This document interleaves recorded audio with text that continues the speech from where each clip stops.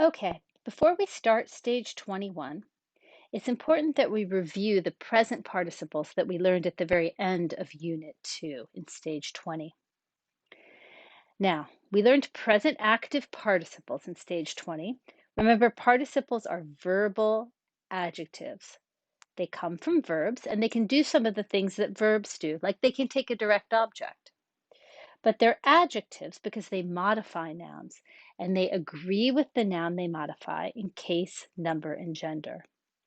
And present participles can be translated blanking.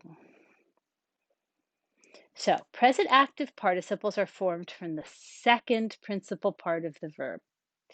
So, for example, the verb porto, portare, portavi. The second principal part is portare. That's the infinitive, to carry. And the present active participle is portans, carrying. Now, portare is a first conjugation verb, and you can tell by that long A.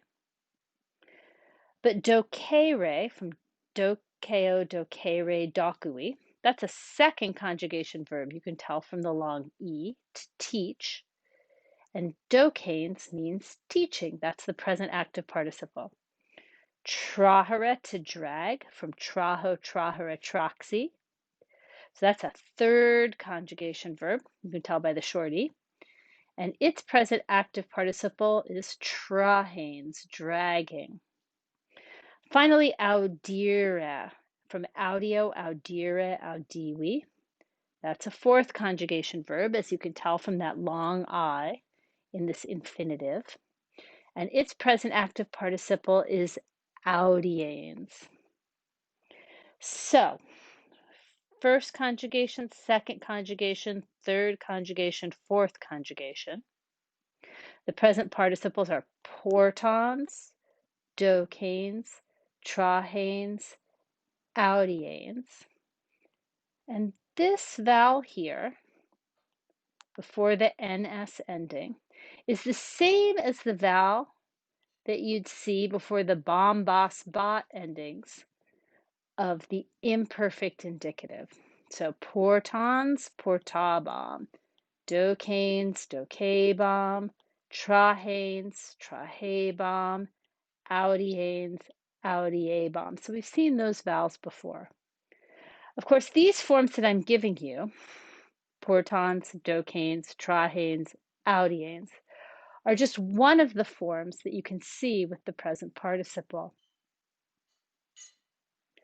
Now, present active participles take third declension endings.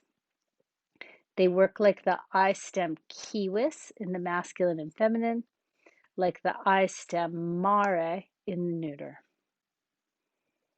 So, portans, dokanes, trahanes, audianes. That's the nominative singular, and it's good for masculine, feminine, and neuter. The genitive singular is portantis, docentis, trahentis, audientis. Again, that works for the masculine, feminine, and neuter singular. And right there is the stem, portant, docent, trahent, audient. You take off that genitive is ending and you get the stem that we're going to use in all the other cases. So let's just look at porto here.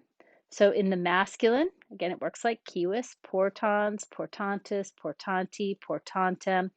And then in the ablative, it can be portanti or portanta. The feminine looks exactly like the masculine. And the neuter looks exactly the same too, except note, remember, for neuters, the nominative and accusative look alike. So if you look at the accusative singular neuter, it looks just like the nominative singular neuter. Okay?